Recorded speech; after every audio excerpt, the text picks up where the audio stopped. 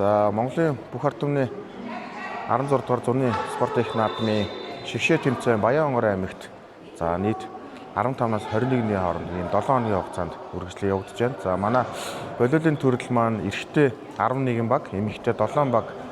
За 2-2 туваалдаад 5 баартаар тоглож байна. За Монголын бүх ард түмний 16 дугаар зуны их наадам энэ жил онцлог нь Хөдөө орон нутагт анх удаа энэ жил зохион байгуулж байгаа онцлог давуу талтай байна.